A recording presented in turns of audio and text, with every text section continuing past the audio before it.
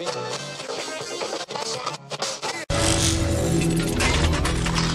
Check Radio.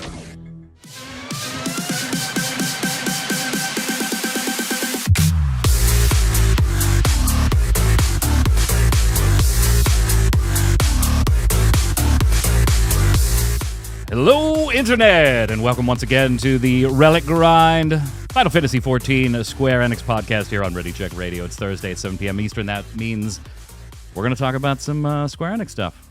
Yeah, a little surprising. Imagine that. I'm your host, Mike Byrne, a.k.a. Magic Man, as always.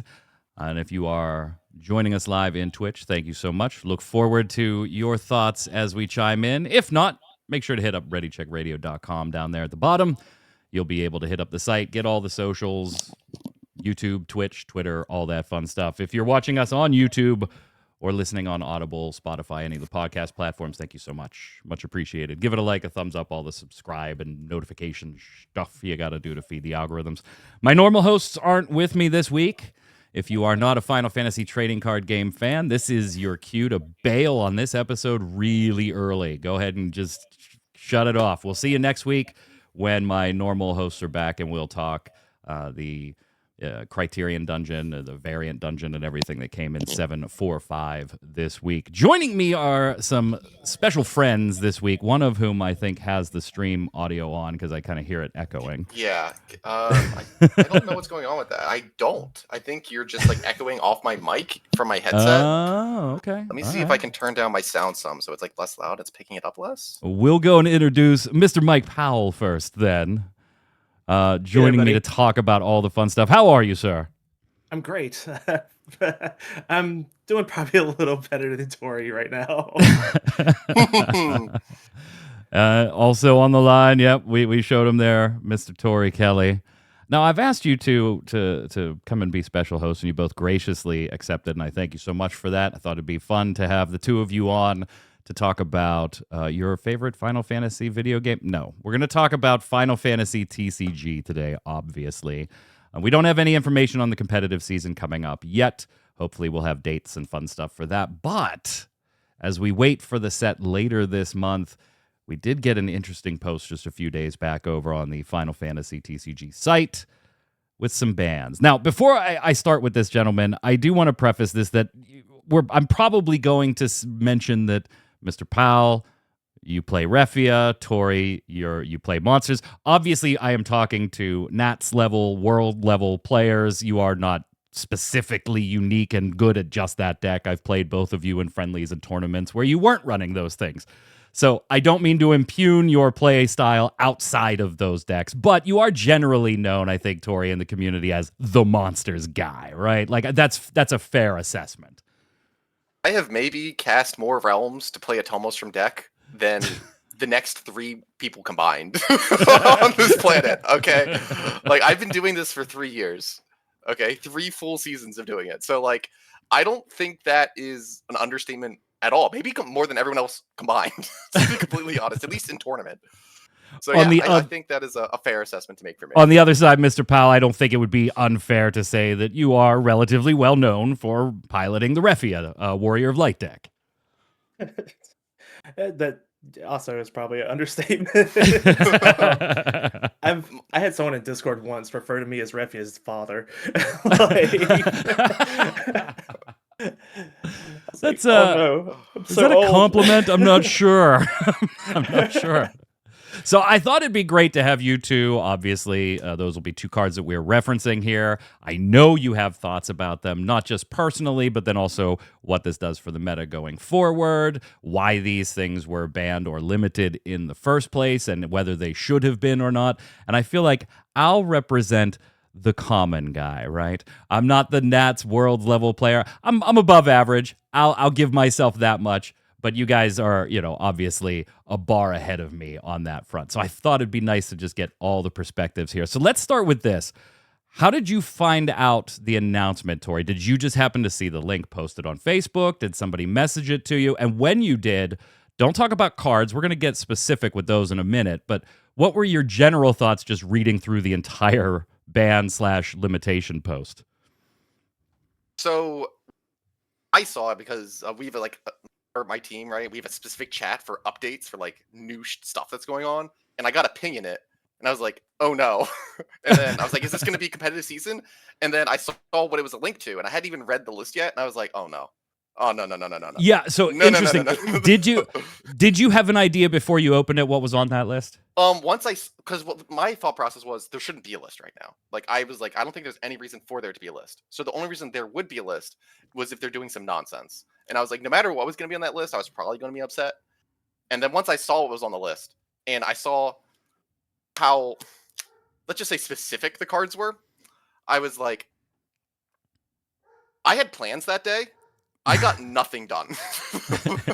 Torrey is now living in his car. He burned his house down. Well, no, he was like, fuck it all, I'm gone. No, my car broke down on Friday. I was supposed to fix it that day. I've been so out of it. I've been taking the bus to work every day for the past week because I don't have the motivation to get anything done. I'm just so depressed. I just see visions of Torrey on a public bus with "Hello, darkness, my old friend." Just like this slow pan away from his face. Mike, when you were notified, like, how did you find out? Did you kind of have an idea of what you might see on the list? Mr. Coghill posted in one of the Discords I'm in. He was just like, holy, and then ... and that was it. And I was like, oh no, what has happened? Clicked on it, and my reaction was probably a little differently from Torrey's. I was actually pretty ecstatic. I was smiling from ear to ear because I was like, ooh, new things to figure out. And right. Brainstorm. Kind of shake out what's going forward type deal. Yeah. I actually haven't been playing Refia since before Nats. Like, I unsleeved it, and then when the new set dropped, I like started putting together parts. Like, I built it on Materia Hunter, and I started sleeving it up, and I was like, I don't want to play this. So a week before the bans, I actually sleeved it up again, played it at locals. So I was like, oh man, this is a lot more boring than I remember it being. Now you get to unsleeve it again, I guess. Put something else in these 58 sleeves. It was kind of, I saw same as kind of Torrey. We have a Pittsburgh Discord for it, and the link went in there. And I obviously saw half the list coming. I figured if there was going to be a ban instituted or a limitation instituted, Realm and Refia were likely targets, whether or not I personally thought they should be. And we'll get more into that in a minute. The other two may be a bit surprising for me, although we'll discuss specifics.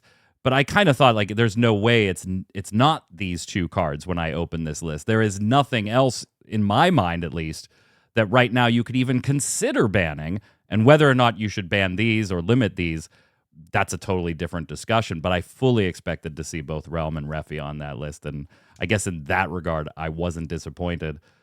Let's look at them individually, though. And I figured, Torrey, we're going to give you a little bit of a break. You can calm a little bit. Just calm. We'll start with not that one. Okay. We'll start with not that one. We'll go with Tyro first. So 5-drop Earth backup for the neophytes out there. Also X-Burst. When he enters the field, you can search for one forward, pop that bad boy in your hand. When Tyro's on the field, you can produce CP of any element, and the damage 5 has a dull action ability to choose one forward, and it gains 2,000 power until the end of the turn. The rationale that they put, because they do kind of give a little reason for each of these, and we'll talk about whether or not we think they're bullshit. I'm sure Torrey has thoughts. The Tyro rationale is this card has maintained a consistently high usage rate due to its search ability with X-Burst and its versatility in generating CP for all elements. While this card has been used in many decks, it is no exaggeration to say that deck building begins with including 3 copies of this card. Therefore, to further promote diversification of the environment, this card will be banned. And this one surprised me, and I wonder if it did you guys too, because if you had these thoughts about Tyro, these have been the thoughts about Tyro for years now. Like, he is an Opus 11 card. And I do remember having debates back in the day of, should this cost 5 because it does the color thing and it X-Burst and goes... Maybe it should cost 6, maybe it should cost 7, maybe it should be 5, but not X-Burst. We'll have to see how this plays out. Like... And yeah, there is that certain argument that if you're starting a deck that you know might contain some Earth, 2 or 3 Tyros, let's start with those just on the board maybe, and maybe they stay, maybe they don't. But it's not that I disagree with that, but I feel like if this was your rationale, it should have been your rationale years ago, and I don't know if Tyro himself, in my mind, warps any particular deck to the point of this is a dead card. And if we are starting to look at things through almost automatic inclusions, I probably have about 6 or 7 other cards in my brain that you should probably look at across the board. I don't think that I agree with this one, but I could probably be persuaded. Mr. Powell, what do you have on Tyro here?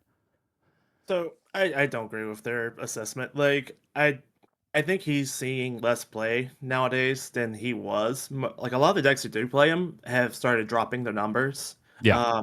Refia was probably the biggest offender for playing him. And even then, like I think Air's most recent list was only playing 2. And they obviously play it because color fixing is a huge deal for their deck. Like, and it's also a burst, and they just want to pack as many bursts into the deck as they possibly can. I mean, you do get to the point where you're like, I really don't want to play this, but maybe it'll burst. Yeah. I don't really agree that it should have been banned. Like you said, if they were going to do something about it, it probably is something they should have done years ago and been done with it. But I think maybe it has to do with like limit break being it allows you to splash limit break a lot easier, and as they print more limit break cards, I can see color fixing starting to become an issue that they want to address, because right now, like as it stands, Earth has access to all the limit break it wants. Right.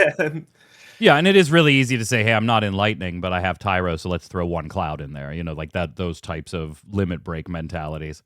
Mono Earth which is primarily my favorite deck at the moment for maybe the last competitive season and maybe 1.5 seasons. He's in there as a 2 of, but even then, not always, right? And that's like the perfect home for him.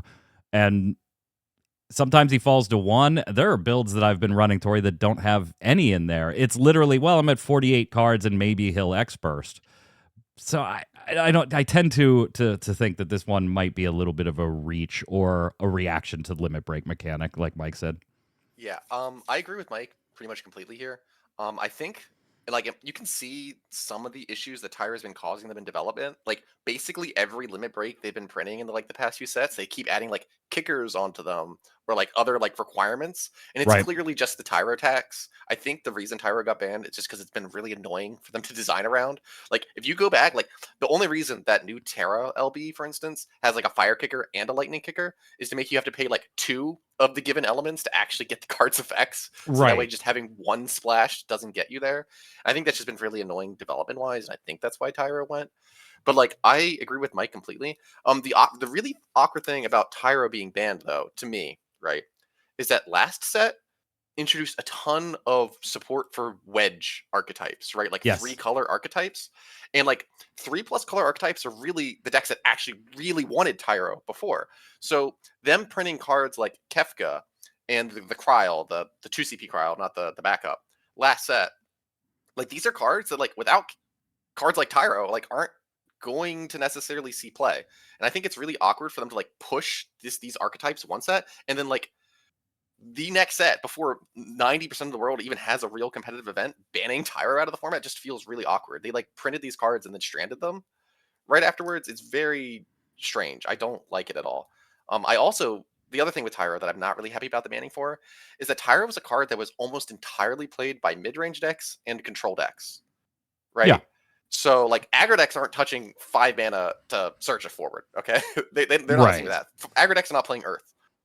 So by banning Tyro, you're inherently pushing the game in a more aggressive slant. Not only because you're just removing a good EX burst from the Earth decks, but you're also just otherwise just hurting the Earth decks in general, making so they can't access all the tools that they'd otherwise want to be able to access to stabilize. So that's always something that's scary to me, and I think that's buffing aggro might be a recurring theme as we go over the rest of this list. When I tried not to say anything when you said it. I was like, yeah, that's something we're going to talk about some more, because the beginning of the next season should be a little bit interesting on the aggro front. We'll talk more about that with a couple of these other cards. Next up on the list was a 2CP wind monster, Atomos. During each of your turns, when you cast the second card you've cast, choose up to 2 backups and activate them. And at damage 3 for no cost action ability, you can make Atomos a forward that's 7k power, and when it attacks, activate all the backups you control. You can only use this ability once per turn. Torrey, I'm just going to back off and let you go. You already mentioned that you have searched this bad boy off of Realm more times than anybody on the planet, which I would never disagree with you on that sentence. But let's look at Atomos in the context outside of Realm just for a minute. We'll talk more about it when we get to Realm. Well, if I'm going to be real with you, I don't think Atomos was banned to nerf mono wind. I think Atomos was banned so Golbez wouldn't pull it from deck. That's exactly why it's on the list. They specifically say, like, the next sentence is, we do not want people playing this off color. Do not play this with Golbez. Yeah, their official reason was this card allows you to easily activate a backup each turn, providing unexpected development potential in a variety of decks, not just decks like Win that rely on cast counts. To maintain the health of the environment going forward, this card will be banned. Yes, so the main thing to think about, right, with Golbez, right, is that if you read Golbez, like, if you squint, he kind of has Evray built into him, right? Like, once per turn, when you play a monster, you get to activate a character. So if you, like, play Larsa to search Golbez, and then turn 2, pitch 2 cards, Dole the Larsa, play Golbez, search Atomos, like, that's 75% of realming for every Atomos. They didn't just ban Realm just to let me still do it anyway. Yeah. Right. So I think that's why Atomos went. I don't think it really has anything to do with the Storm decks. I know some people like playing Storm. Storm has other options. Storm doesn't need Atomos, right? Atomos is an amazing card in Storm. It's a great card in Storm. But okay, I'm glad to hear you say that. Player here. You can. I'm glad to hear you say that, and Mike, I want you to chime in on that, because one of the things I said in our locals chatting about this, they said, "Oh man, this totally kills Windstorm." I said, no, I don't think it kills it. Atomos is like as close to a required card in a Storm deck as you can be without actually being a required card. Like, I feel like there's ways to play around that. And sure, maybe things don't get as easy. You got to work a little bit harder, but I don't think it's all that much harder, Mike. No, it's it's kind of weird. It's usually just a 1 or 2 of in Storm, like maxed out, and they don't have any way to search it. So a good chunk of your games, you'll play it and you just won't see it. Yeah. Like, especially early on. Is it something that's going to be missed from the deck? Yeah, of course, because it's a powerful effect. There's games that you win just because they hit you to damage 3 and the untap is crazy. Brutal. But I don't think it actually hurts Storm a whole lot. I think Storm can easily just slot something in that spot and it'll be fine. Like, I think, like Torrey said, I think this was definitely a hit at monster decks instead of like anything else.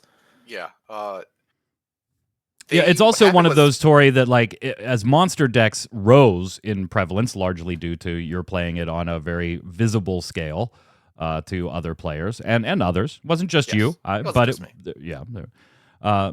this is another one of those cards, kind of like Tyro, right? Where it's like, it wasn't a problem when it was printed. It wasn't a problem for the years after it was printed. It's something else that came along and, in their view, made it a problem, whether you agree or not. It was the good 1-cost monsters. I'm going to tell you what it was. Yep. But, no, so the real frustrating thing about the Atomos ban for me is that I would say a solid 70-75% of the Realm decks you're going to see, like, in a bracket, like, if we assume Realm wasn't banned, but, like, don't even run Atomos, right? Like, the only ones that run Atomos are Water Earth, Water Fire, and Water Earth Fire. It's just my decks. These stupid Water Lightning players and Mono Water players aren't playing it. They're not even. It's me. They're hitting me. If you didn't see it, if you're not on the NA Facebook page, there is a poll put up by Torrey Kelly to have his face blurred or blacked out of the banner image on the site from the Worlds team, since he feels that Square Enix Hobby Japan specifically banned him. No, but here. like for real though, there's like what 5 people in the world who are consistently topping with like the Realm of Tomos combo. Yeah.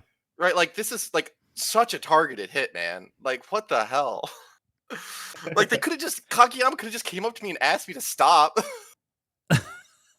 So here, let me post this question before we get to the next two, because there is a line of thought here that I have, and I want to see if you think there's any validity to this.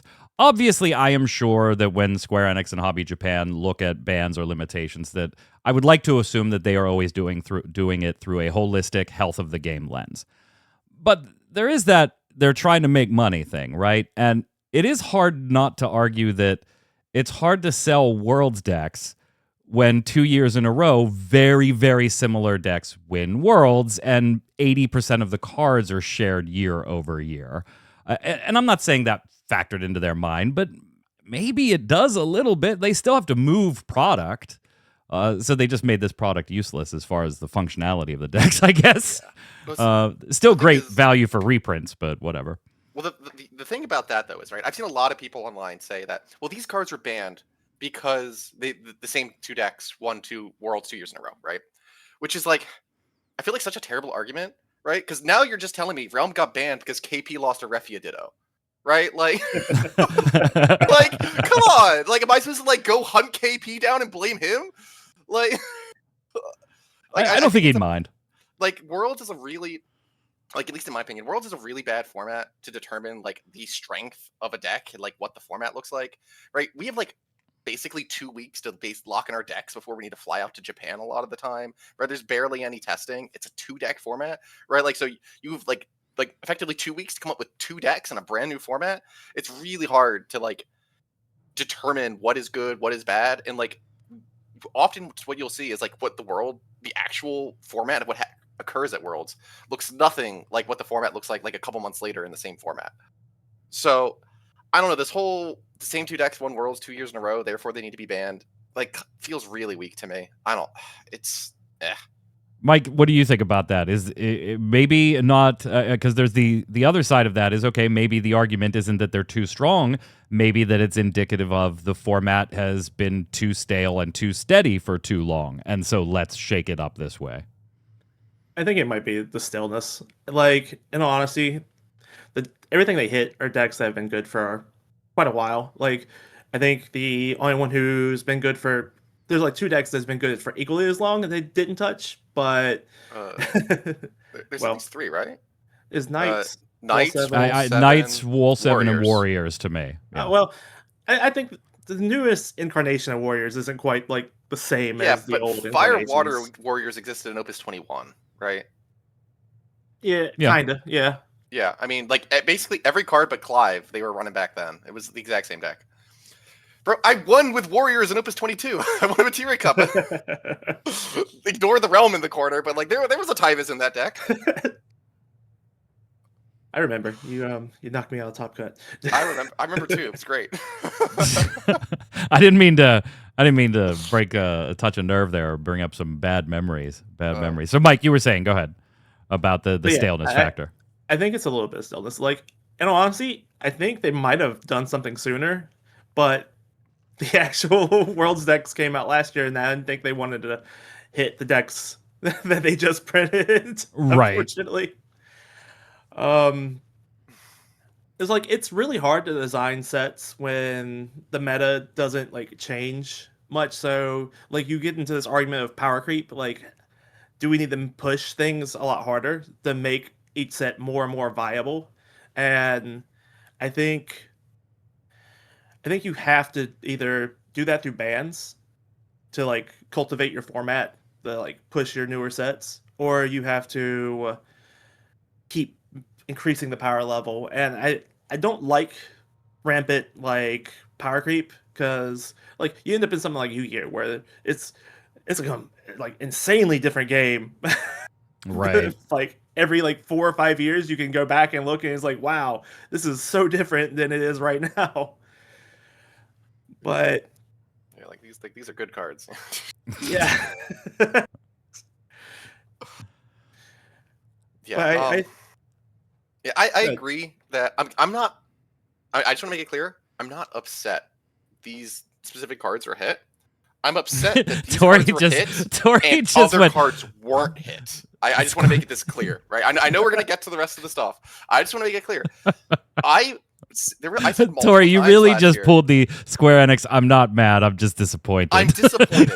So I said this multiple times last year. I think after the Kansas Materia Cup, where we played in the finals, Mike, I told people that I felt like every single one of my matches that weekend, people were doing unfair stuff to each other. And that I wouldn't have minded just like a massacre list where they just took all the meta decks and just said, you know what? You guys, all been too good for too long, right? The meta at the Opus 22. Just a whole format dump. Opus 20, sorry. Let me restart the sentence. The meta at last year's Kansas Materia Cup was the exact same meta as the previous year's Kansas Materia Cup, right? It was the exact same decks. And it turns out all for last year too. Until exactly last set, basically, where cadets started popping up and we started seeing the Cat 8 stuff popping up and whatnot, almost every single deck in every single top cut had been stuff that had been meta for 2 years. Yeah. So I'd been saying for a while, I think we need a massacre list. I think we just need to kill the format and make a new format. And if certain cards are going to go, I was going to be fine with that. I just assumed that when my cards went, that everyone else's cards everybody else's were going to. On the draw games, the chat says I had a few newer players get a bit discouraged buying the Worlds decks and then having them get nerfed so heavily. So I feel like they nerfed any continued sales of their Worlds deck, which might hurt LGS and future player growth unless they make a similar product. So I can absolutely see your point from a newer player's perspective. I don't think this really hurts LGS's in particular. This has been a product that's been on the market for well over a year now. They did give it its initial sales run and sell out of product. Maybe some people get stuck with a few on the shelves. I definitely see the point. I also would still recommend and have recommended this set to newer players just for the sheer reprint value, if not for the ability to play them as functioning legal decks anymore. So there is a little something there, but I could totally understand the disappointment. Continuing on with our list, though, we go from Atomos, and all right, Torrey, you're on. 5-drop Realm gets the ban. When Realm enters the field, you may search for up to one monster of cost 1 and one monster of cost 2 and play them onto the field. At the end of each of your turns, choose one forward opponent controls. If you control 5 or more monsters, return it to its owner's hand. 4,000 power from Opus 11. And Mike, you and I can just take a little, you got to go pee, grab a drink, whatever you got to do. Torrey, you're on, brother. I'm not going to say Monsters isn't currently the best deck in the game. I'm not going to say Monsters hasn't been tier 1 for 3 years. Okay?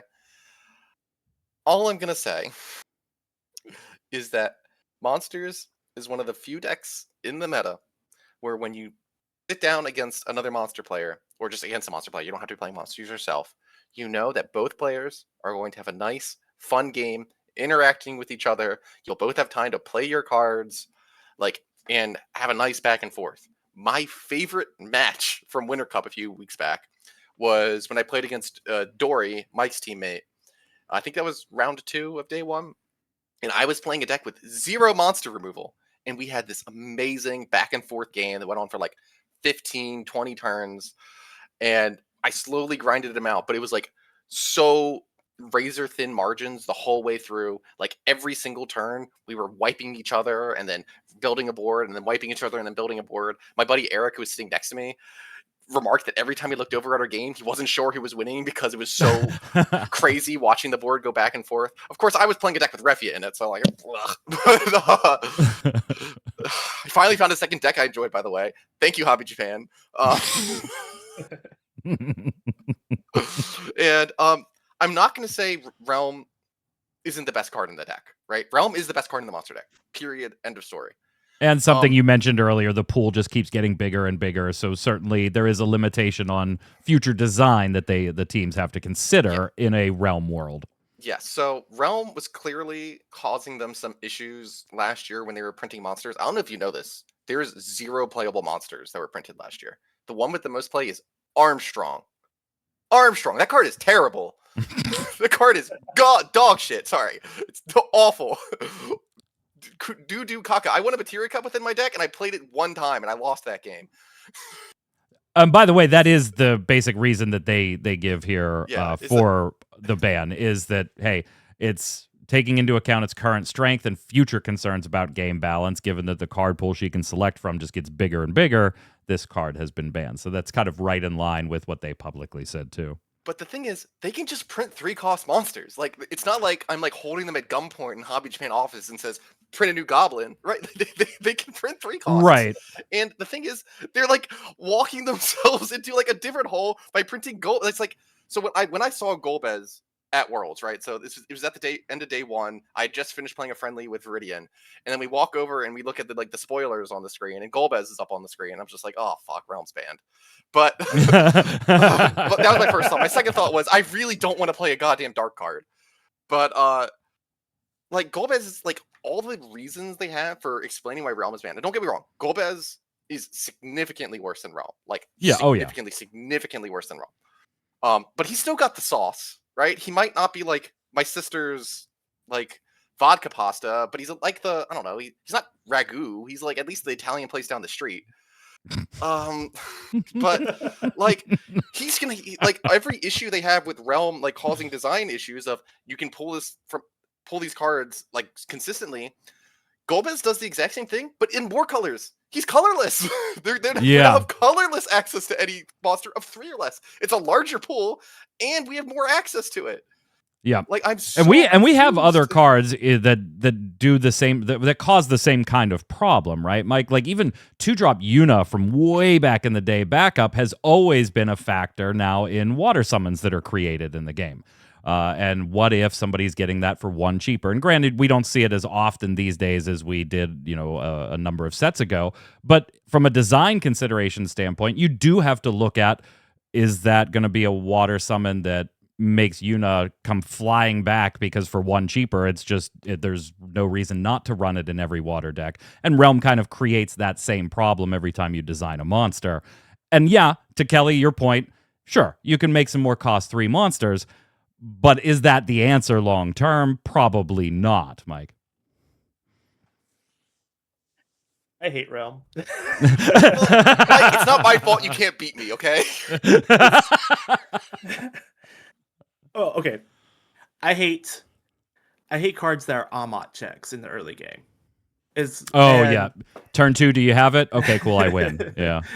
And Realm feels incredibly brutal sometimes when she resolves turn 2.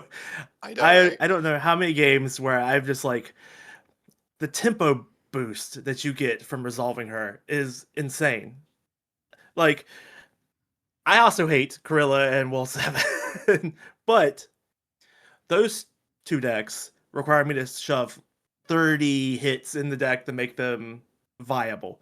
They are aggressive and they are a lot more like variance based, but the Realm deck is like, oh yeah, I shove 10 plus monsters in there and I have room for other packages and stuff. I have a lot more flexibility in how I can build the deck, which makes her an awesome card for deck building. Like it's so good.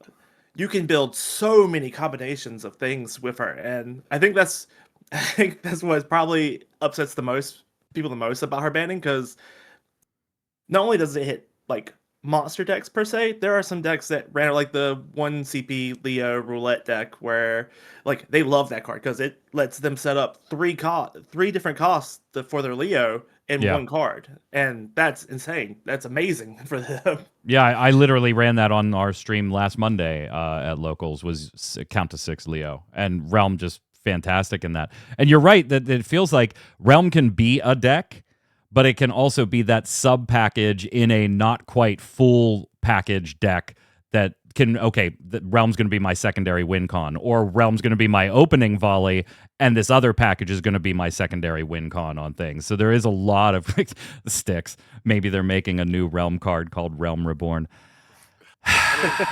I have some lists like from tournament lists on Materia Hunter that don't even have like the monster archetype subtag, because there's like not apparently enough monsters in it for them to even consider it a monster deck. Because they're like, you need at least 11. I have like 10. And I'm like, bro, what? But like, yeah, she's extremely flexible in your deck building. And that's awesome. Like, why are we banning this? This card is sick as fuck. It's so cool. Legitimately, like, this card is more endorphins than like anything else in the game. Christ. Also, I just want to point out, like, you kept mentioning that she's a massive tempo advantage. She's not really a tempo advantage, right? She's a consistency tool, right? Because like her effect, like you pay 7 for her, and then she generates 7. Like her actual body is, I think, pretty negligible. It's arguably a downside, right? If she gets canceled, Yeah. I'd rather she got Amodded. Uh, Yeah, just so you could replay. yeah, that's the brutal one. But so like she launders your colors and she gives you consistency. So the funny thing is, I don't think monster decks aren't going to be dead. I'm like 70% sure monster decks will be fine. After this, Realm might have been the best card in the deck, but they have the tools that they need to still build tournament viable decks.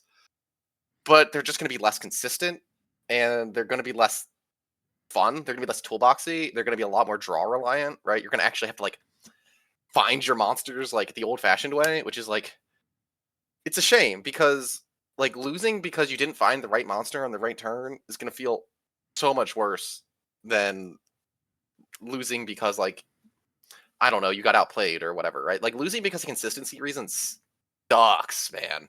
It's awful.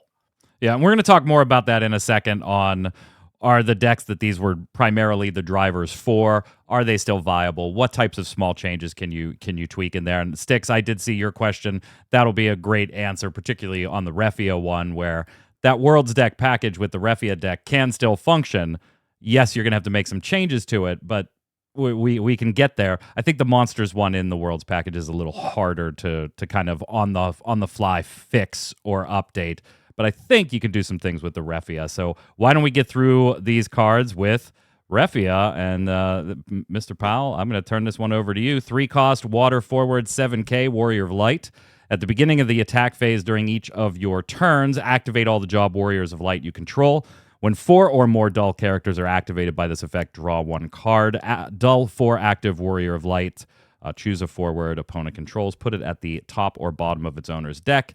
You can only use this once per turn. The rationale here on the Square Enix Hobby Japan side, this card is a central part of a long-standing Warrior of Light deck. To encourage deck diversification in the environment, we will restrict Refia, not ban, which exerts great dominance on the field, to 1 copy. So you can still run this card, which means technically the boxed deck still works. You got to make a couple of changes and take 2 of those Refias out, but you're still going to be able to play the card. What do you think, Mike? I think Torrey, you can go take a leak now and refill the drink if you want. I'm sure he's got thoughts. Whoa. I'm a Refia gamer now. I don't know if you remember Winter Cup, okay? I do. I think the deck is still viable. Like, it's a lot more risky if you're still going the same like full-on tribal route with it. I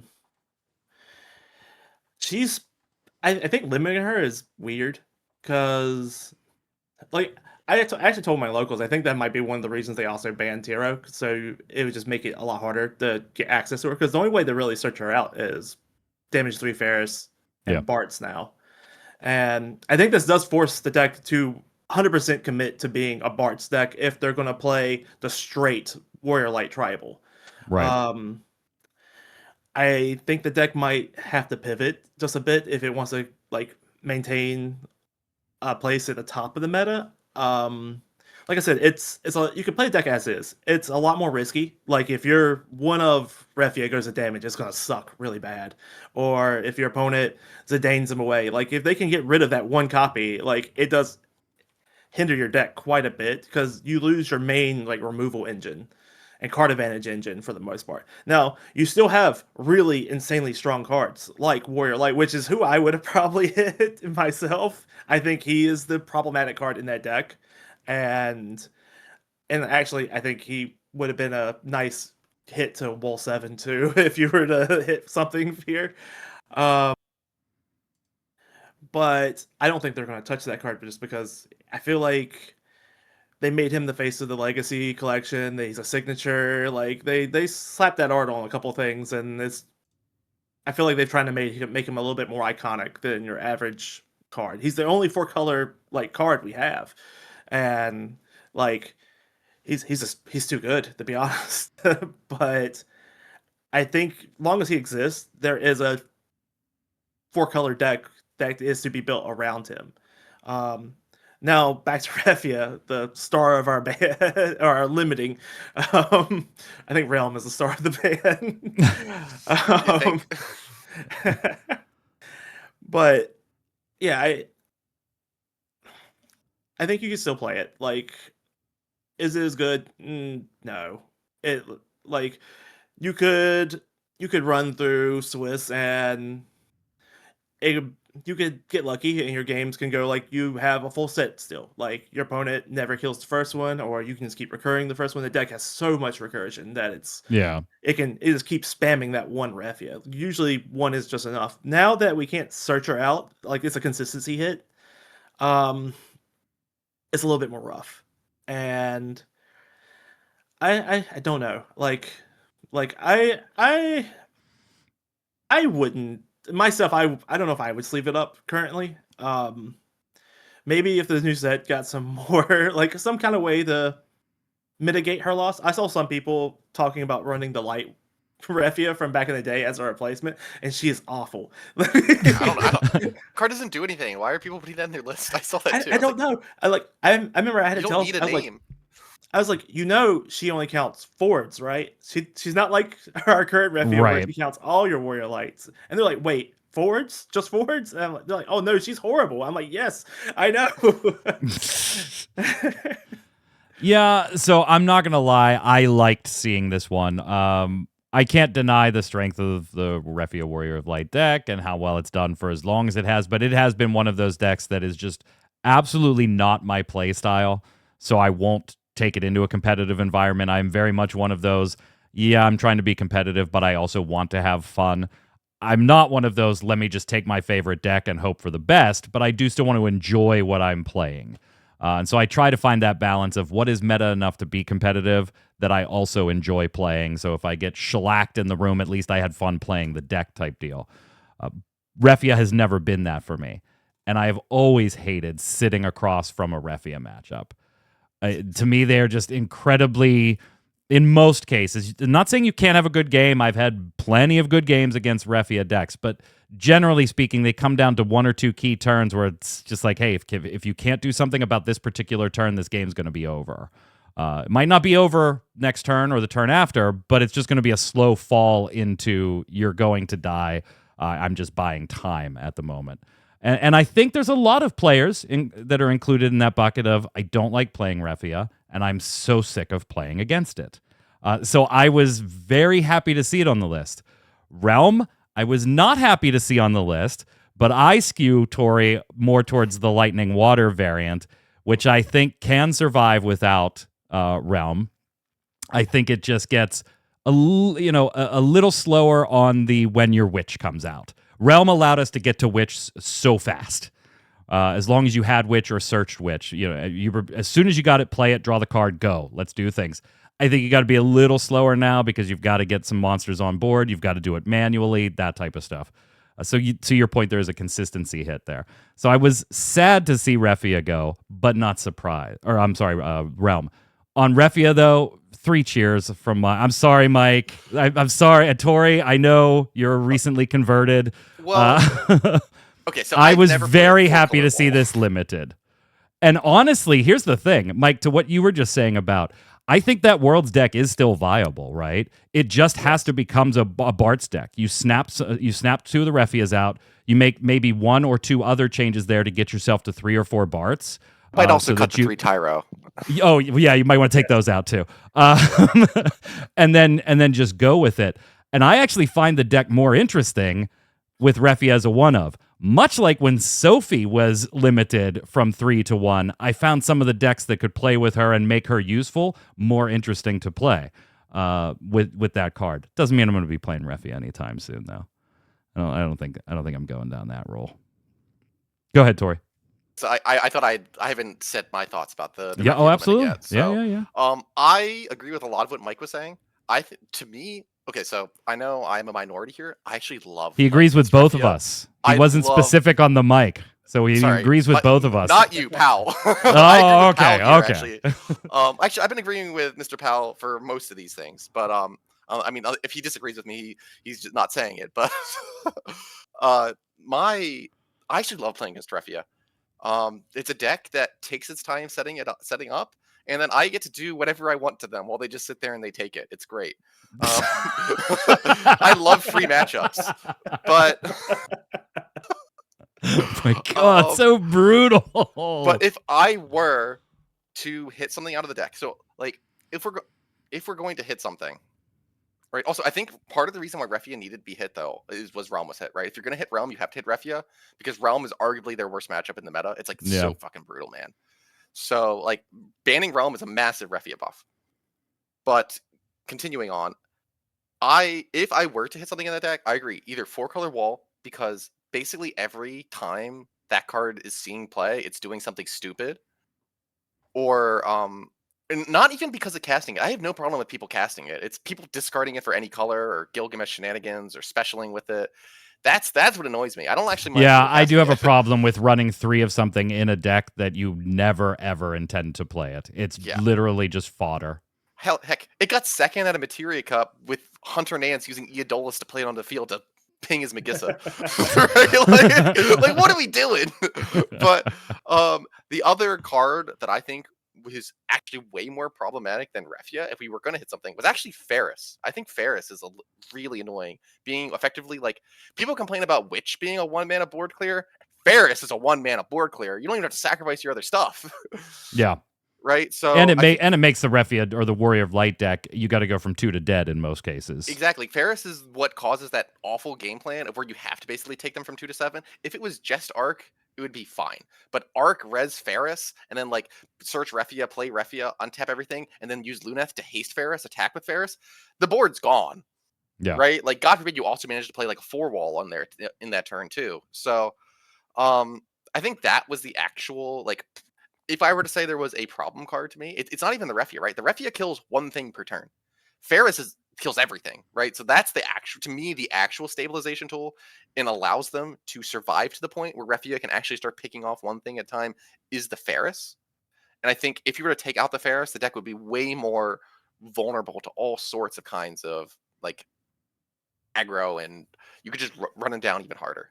So like, to me, like the Refia is like the cool card in the deck. Refia is the fun thing. Like you finally get to play the Refia and you get to do the thing, right? Like the fun, like the whole fantasy of the deck is like getting to do the thing with Refia, right? Like everything else is a means to an end to getting the Refia on the board and getting to spin the thing. I think we want the strong cards, like the powerful, like build around cards to be good, right? Like that's like the fantasy of the deck is we have all the boys all together, or girls. Most of them are actually girls, I think. But they do the thing, right?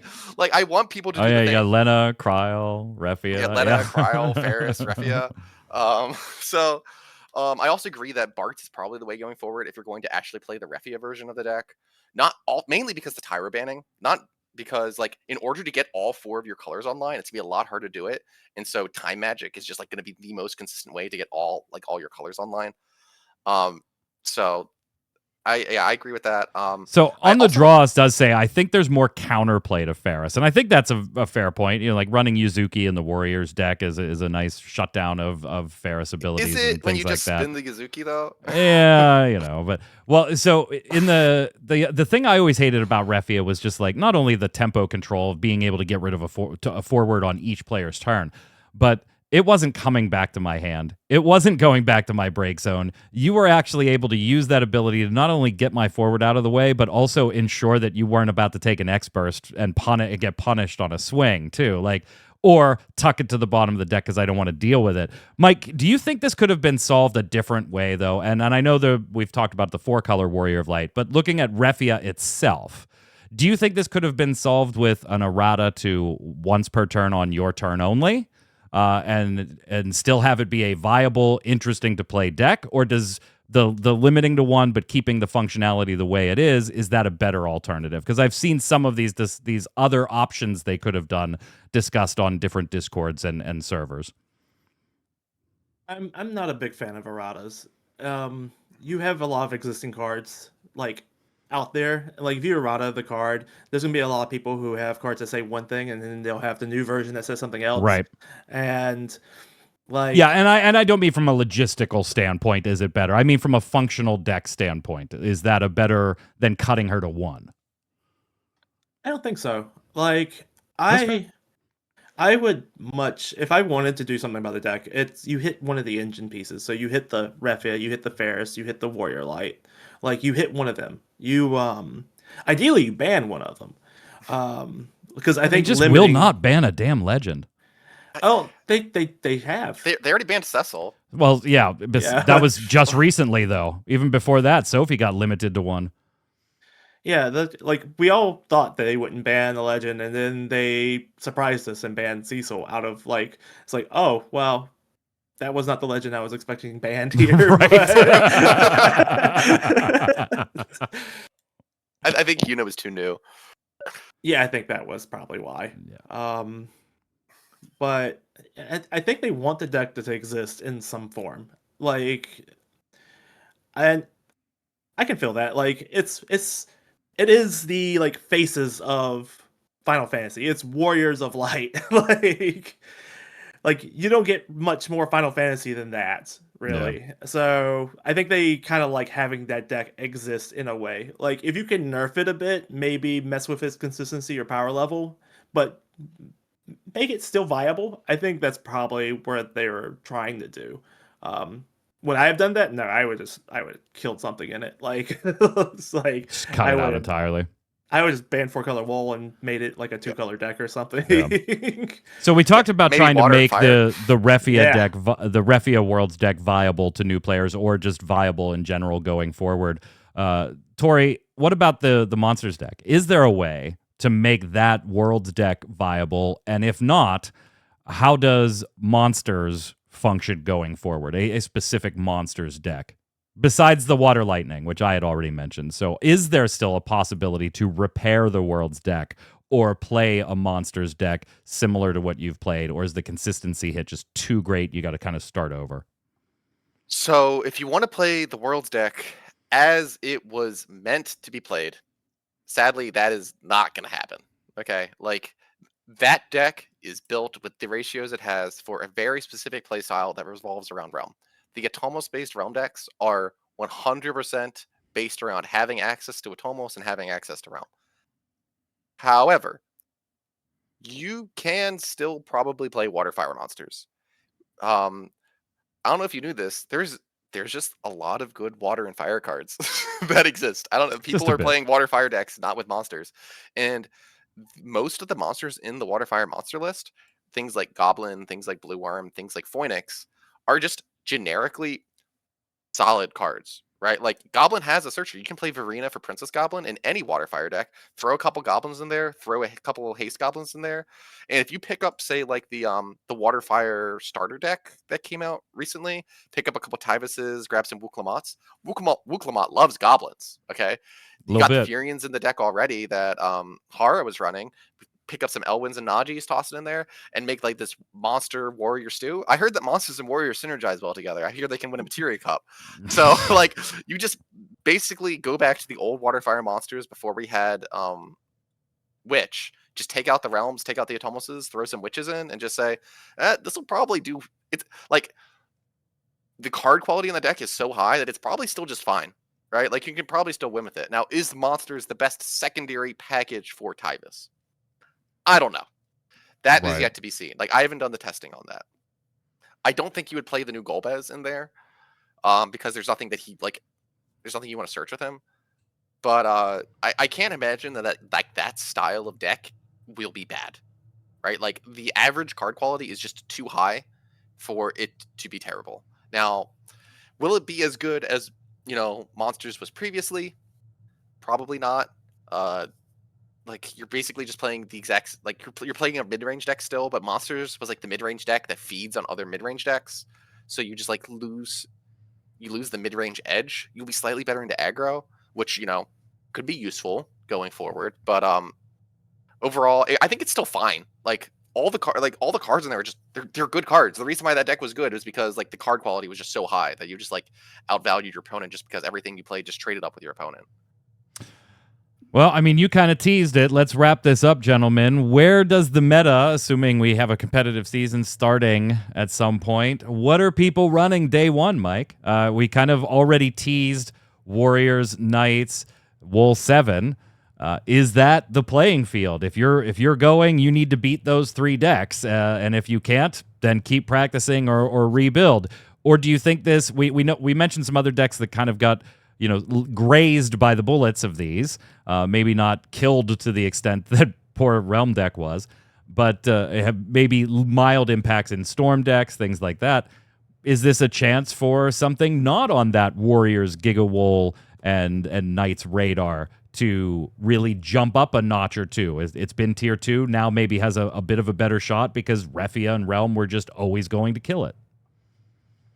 I think the decks that immediately come to mind that probably benefit from this are other mid-range control decks like Wool 7. I mean, not Wool 7, but 4-color Wool, Refia decks, and monster decks do a really good job of gatekeeping other control and mid-range decks, like holding them back. Um, like Mono Fire, one of his worst matchups was Refia, and suddenly that's gone. So that's a huge deal for them. Warriors hates playing into Refia. Even with the new ice stuff, it hates it. The moment they start untapping with a Refia, that matchup is pretty much over. That deck was already very, very strong, so I think that just gets better going forward. And which, unfortunately, I think it itself is a gatekeeper. I think it keeps things like Knights and other aggro decks in check. Like Wool 7 gets the benefit of not being completely nuked by that deck. It can play around the Axstar. And specifically Axstar, that's the problem for other aggro decks. Yeah, I think Wool 7 is a big benefiter of Warriors' dominance potentially going forward. All that being said, I think that it's not a super oh no, it's going to be all aggro now. As actually, I think these decks that got hit were some of aggro's preferred matchups. Like Knights really like playing against Refia. The FF8 deck likes playing against these slower decks because it just loops. When you're trying to 1-for-1 kill things and they're just looping their guys, you're not really stopping them. They're constant pressure. Same thing with Wool 7. It's this constant aggression. Refia had the damage 3 shenanigans, but I think if you were a smart aggro player, you could play around it pretty easily. So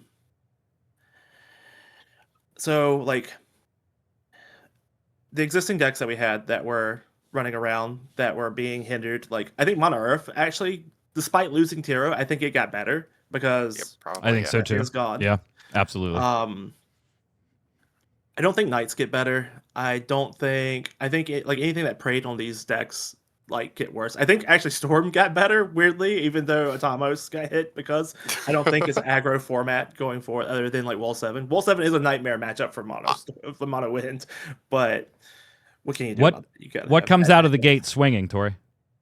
I think the obvious deck that had gained the most ground here was obviously Warriors, in my opinion. Warriors hated playing against both of these two decks. The thing is, Warriors was already a really good deck that gatekeeps a lot of nonsense out of the meta, to be completely honest. I know a lot of people are like, why didn't Tyvis get hit too? But I'm gonna be real. I don't know if you guys want Warriors to be bad. Axstar saves us from a lot of fucking nonsense of people just jamming 10 forwards on turn 1. Axstar puts a stop to that really efficiently. So I think because Warriors gain so much, I think one of Warriors' worst matchups, which I think is Wool 7, is the other big winner here. Of course, I was going to say this at the start before we got into all this. I forgot to say what one of my main prefaces was. We don't know what's going to be in the next set, right? We don't know. We're just now really starting to see spoilers, yeah. Exactly. And I have not been keeping track of it. I've been mostly checked out of the community for the past few days for some reason. But sitting silently on the bus. Yeah, sitting silently on the bus, not looking at spoilers. But I can say that we don't know what's going on in Hobby Japan, right? Maybe we saw that they were giving us Golbez, which is obviously some sort of like realm replacement. It's possible there's going to be some like weaker Tyro coming out on this set to help us with like I mentioned, like these 3 and 4 color decks have a Tyro shaped hole in them right now, and they clearly want them exist, right? They didn't ban 4 color wall. They want you to play the card.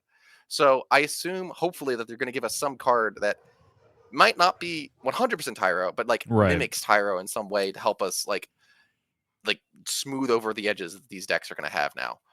But yeah, like if we assumed that nothing else is changing and no new set was coming in, I would say probably the like Warriors and Wall 7 are the 2 big ones. I think Knights, despite otherwise kind of liking some of the control cards being hit, is going to do worse just because I think Warriors are just going to become like even more prominent because like the main thing that was eating the Warriors alive got nuked out of existence. I also just want to point out that these decks are not necessarily dead. Like I think you're still going to see some 4 color decks. Like back in the day, I don't remember if people remember the old days of Opus 19. Not everyone even ran Refia in their 4 color wall decks back then, right? Yeah. Like Sam won a Materia Cup playing 4 color wall, 0 copies of Refia in that list.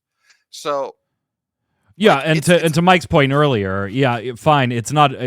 You used to have to make the decision, right? Do I want to run just Refia, or do I want to Bart's Refia this? And now it's probably, if you want to run Refia, it's going to be a Bart's Refia. It's just kind of taken a decision away there if you want to try and keep it in its own form the way it is. Corey Kunkel and I, a friend of mine, we just want to know, is Ice Lightning coming back? Does this open up enough of a crack in the door? Yeah, probably not. Until they ban Axstar, that deck's doing nothing, man.